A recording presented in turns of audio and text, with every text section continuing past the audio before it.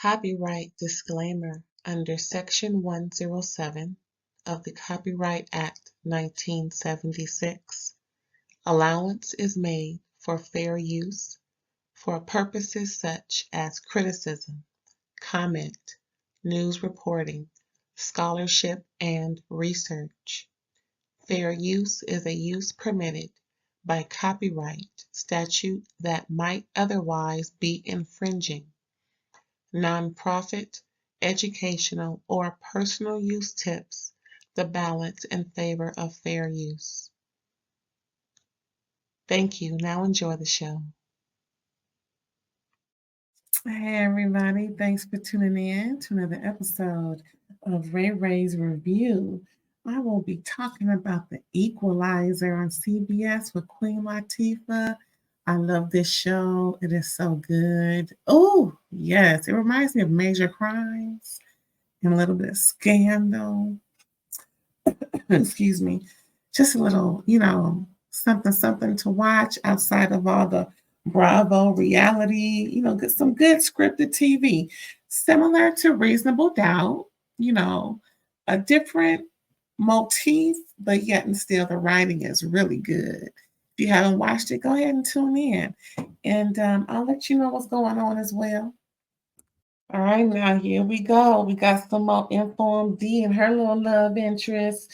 And Ain't Vi is always there for D because, Robin be out there trying to save the world, y'all. So listen, Robin hears Mel's apology after going to check on Harry because they got pretty much he called her to let her know someone's here waiting because, someone answered her ad as far as when you need help, blah, blah, blah.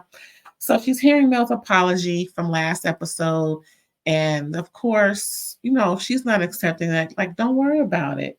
It's all good. It's all good. She just dismissed it. So pretty much the story is this episode is about grandma pretty much, didn't make it. And the woman at the bar is the granddaughter asking for Robin to find out about the grandma. And pretty much it's a haunted apartment as they think. And they're just trying to find out why the grandma ain't here no more. And apparently it's due to this quote unquote haunted apartment building. So Mel is overhearing everything. She eavesdropping. So she's I think she's gonna ease back into the group with Robin and Harry, the dream team before this season is over. She has to because she's making herself more available to it. You know what I'm saying? Now before, last episode, she, had a panic attack when she saw the pow. It just reminded her of what she went through when she was taken and, but again, sometimes you have to go through it to get over it. So like I said, I think she's going to come back and be with the group. So next we have Aunt Vi talking with the homie, pretty much about some abnormal breast mammogram info that she got. D is at the salon where Vi is talking with the homie because she is trying to get a new do. She wants to impress the boy that she likes, but he's leaving her on red. He normally, responds like that, but it ain't working out. So the ladies, the salon girls, pretty much egging D on to get her a bust down middle part, 40-inch. But she was like, I don't know about that. She's really more of a natural type of girl. Braids, her hair. But anyway, I say don't worry about it, but you know how girls are, teenagers are. She's just worried about, her so-called boyfriend and why he's not responding like he does. Because see, you can't start off doing A, B, and C and then start doing X, Y, Z without an explanation. So there you go. So then Robbie and Harry investigate. So pretty much Priscilla is the grandmother and they're there to investigate and they come across the owners and they hear about the owners, it's pretty much specifying that they're not going to sell, and no matter how much pressure they get. So then that's a clue as to what's going on. And one of the owners are brother and sister. So the brother is married, and the sister isn't. And pretty much they want to see the security footage to see what's going on with these so-called ghosts and carrying on, or just to see some security. So the security footage has Priscilla running from something. They can't see what she's running from. Ain't that nothing? So then they go talk to some of the tenants, and tenants think it's haunted. They go to each different tenant. Now, this one particular tenant is wearing an oxygen tank. It kind of reminds me of Batteries Included, if you remember that movie from back in the 80s. Cocoon a little bit, because we're dealing with elderly folks. Not every tenant in the apartment building is elderly, but the vast majority of them are. And so it's just real cute, the way that they're, discussing things. Some people are like, well, it's a nice place to live except for the ghosts. They're just real straightforward with it, like, yeah, it's okay, except for the ghosts. They're like, wonder what that's all about. So anywho, what was I saying? Oh, so the visual and audio is pretty much an issue with trying to see the security. So he got this one rig security against one particular apartment, and they're like, oh, really? I wonder why this is sitting here. He's like, okay, it was me. I was just making sure of one particular tenant because that one particular tenant wanted me to keep a close eye on it. And so they talked to her, and she was like, everything's fine except for the ghost. Child.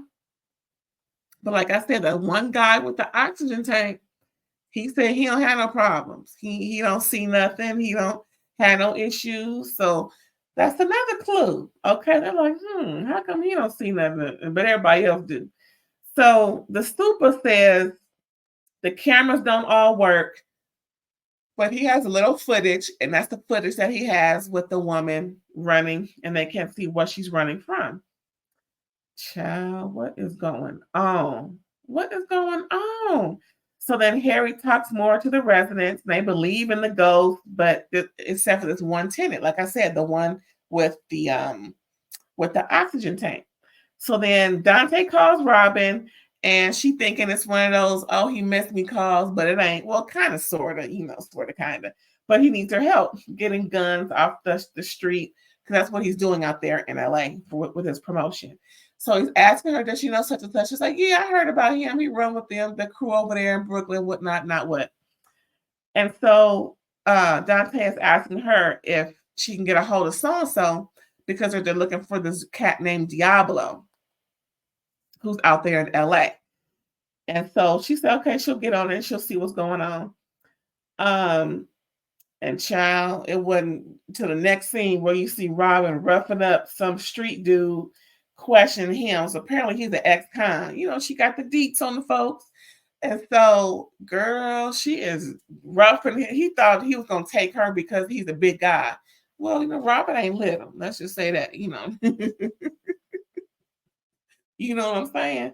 So she handled herself and end up, child, I hate to hear bones breaking. Ooh, making my bones, hair on my back stand up. And so I'm hearing all kind of metacarpals breaking and possible carpals and phalanges and all these different bones of the hands and fingers just snap, crackling, and popping, child. Oh my goodness. Oh, I couldn't do it. It must take a lot to just be breaking folks' bones like that and really, got me rubbing my hands. I ain't got nothing to do with it. But yeah, so then he lets her know what she needs to know. And of course, she delivers the info back to Dante. So next we got D and I'm Vi back at the shop. We needed to, feel a little different about the episode. So they make it a little lighter content for us to enjoy, because child, all that snap, crackle, and popping. Now I'm Anyway, so D, she's listening to the hairstylist, kind of rag on him. You know how they do once they find out some info, they start going in, giving their own opinion, giving what they think she should do and what she should look like. And girl, bump him, make him miss you, make him, that kind of talk. So she just taking it all in. It's too much. And then she just gets spooked and leaves the salon. And Vi was like, what's going on? She see D running past her and not really saying nothing. And so Vi goes after her. Ain't that nothing? Pretty much the thought of her friend not liking her anymore, really makes her run out of the salon. So next we go, just a quick thing. Mel goes to the help group. Now this help group is who she used to run and talk to, not run, but the group she ran. She ran the group of people who've been through PTSD moments, and now she's a part of the group. And she's letting them know, well, I had something similar, and that's why I'm with you and not talking to you. So, that was pretty cute. Then we see Robin pretty much attacked Diablo's old friend and pretty much got all the deets for what's his name? Dante. And then next we see Henry. He's at the apartment building getting all the Ghostbuster mode, talking to Mel on the phone. And then all of a sudden he finds someone hiding in the attic. He thinks is the so-called person doing all these things. But then he's talking to Mel some more on the phone. And Mel's like, what's going on? What's going on? And so he's like, well, this is who I found in the attic. And then the guy said that he's lived in the apartment next door, couldn't afford to live anywhere else. So he kind of just found his way up in the attic, and he's been, pretty much living up there. And then Mel and Harry start brainstorming. They're like, listen, they're going through all the things that are being reported. And so they pretty much said, well, you know what? There could be something else going on, pretty much maybe a CO leak. And I said, yeah. And pretty much he wouldn't be affected because he's not near the pipes. He's up high where there are no pipes. And the pipes are pretty much running through the apartments. And so he goes to check the what do you call it? The basement where everything is. And that's where he finds the super unalived and just propped up against something in the basement. Oh my goodness. So Harry comes back upstairs and pretty much finds some ghosts. Pretty much. He thought the ghost noises was from the guy. So then he starts to see things, and it's the nighttime, because that's when folks, in the building said that they start to experience all these, ghosts and everything. And so he's on the phone with Mel and he starts freaking out. Mel was like, what's going on? It looks really bad.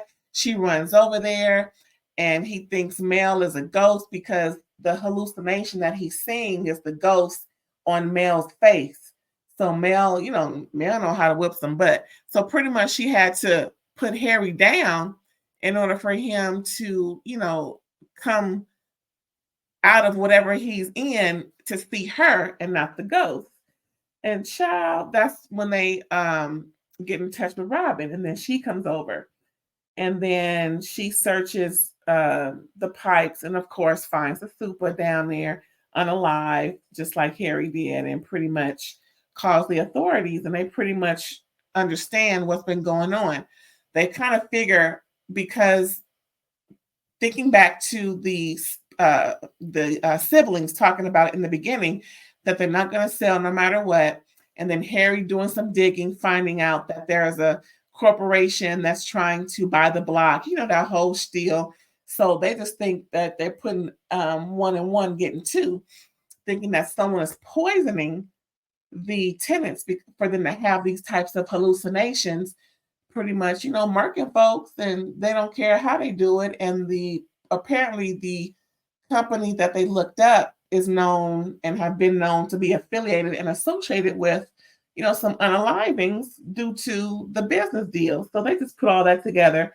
And then Harry finds the invoice to the carbon monoxide tanks, and it was bought by the brother who is part owner of the building. So then they automatically think that it's the brother in on it, and he's trying to get rid of the tenants so that they can sell the building up under the sister's nose. Child, they be coming up with all kind of stuff, right? So then, what's her name? Robin is starting to go find out where the brother is and everything. So next we see the brother, the wife. They're standing on top of their building with some construction going on, and she's pointing out some other buildings that they're going to acquire. He's like, "What do you mean?" So then he's looking at her like, "Are you affiliated with the so and so group, whatever that building uh, organization is called?" And then all of a sudden, the dudes working on the building, standing kind of close to them, pull out their guns and pretty much throws him over the side of the building. OMG. And that's when Robin comes. She finds out where AJ is. And she pulls out hers, and then she's whipping both of them. She whips one real bad, puts him down. The wife grabs that pow from the one that she whipped, and now she's fighting the other one. Child, where'd the wife go? She just grabbed the pow and dipped. So then, and I believe the one the pow she grabbed was from I think Robin unalived him because because they were shooting by then. So then, right when Robin puts down the second man, that's when she grabs the husband from the side. He's still dangling. You know how it be. They were making everything suspenseful and everything. So then she grabs him out the side of the buildings, saved his life. Then the wife come out of the trench. Now she could have been took care of both of them, but of course it's TV. They got to make it, suspenseful and thrillerish. So then she comes out the trench, and she's like coming closer to do some type of, real close point blank shot at Robin. She don't even know she about to get her behind whooped. And sure enough, she was like, "Oh, so you're here to, save the day." And Rob was like, "Listen, you don't want to do that. You don't want to do any, close up shot." "Oh, really? Why not?" Well, Robin showed her why not. She took 2 to the jaw, maybe a 3-piece. And, she was out like a light because she only 2 pounds, 2 ounces. And, Robin pack a powerful punch if she's messing with dudes bigger than her. So you can just imagine what happened to his wife. Hopefully she's alive and she can go to prison for all this stuff that she's been involved in. So pretty much they found out it was her. She used the homeboy credit card, and because she's the wife and she can do that. So she was the one behind all the carbon monoxide. But you know what? I'm gonna say this. I'm just gonna say it. When they were in the beginning of this episode, right? When they were they were in the apartment of the woman's grandma, and they were talking. They, meaning Robin and Harry, were talking to the owners and and everything about what's going on. The wife was there with her little twitchy eyes. She was, just there for moral support and eavesdropping and listening, trying to figure out how her plan cannot be thwarted. So I knew then I knew it was her from the beginning. I knew. Listen, I didn't watch too much Murder, She Wrote, Columbo, Perry Mason. Who else have I watched? Scandal. It's just too many. I'm not saying this show is corny at all, but you can just tell when folks is the one. Twitchy eyes and quiet in the beginning, just listening, taking in all the intel, or doing way too much. You know what I'm saying? Anyway, what else going on? Oh, so yeah, they saved everything. So now we're healing up everything within the episode. Next, we got Harry and Mel. They're both checking in with each other. Everything's fine. He's not too banged up from her throwing him all up and down, trying to get him to come out of whatever he was in. And she's good, considering she was in the midst of, them investigating that, she swore she would never do. Again, based off of the PTSD that she suffered, from last season. And pretty much she's good, so they're good. Next, we got Robin checking in with the client. The client's glad that Robin was able to help solve that mystery and just letting her know that everything's going to be okay, as Robin often does. And next, we got Dee. Dee came back after getting a very good pep talk from Aunt Vi and came back and pointed to, showed a picture to the salon stylist of what she wanted. And they're like, ooh, okay, cool. We're going to do that. Because remember, Dee has individual braids. And so I can't wait to. Now, they didn't show this picture, not like the bust down middle part, 40-inch that they showed before when she first got to the salon. So I can't wait to see what hairstyle she going to put on.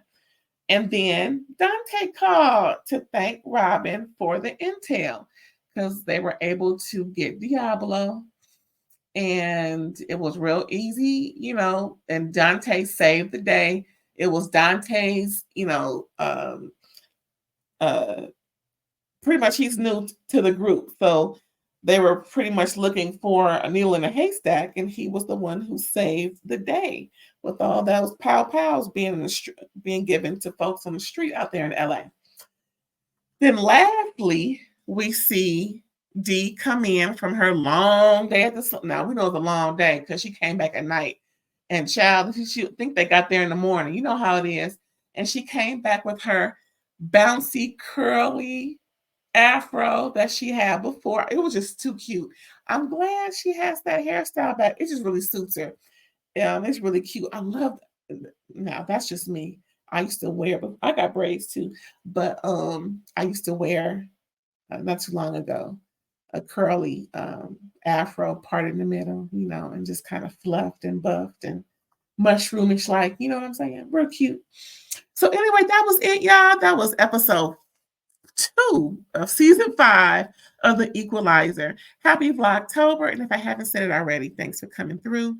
Please like, comment, subscribe if you haven't already, and share, and I will catch you later. Bye.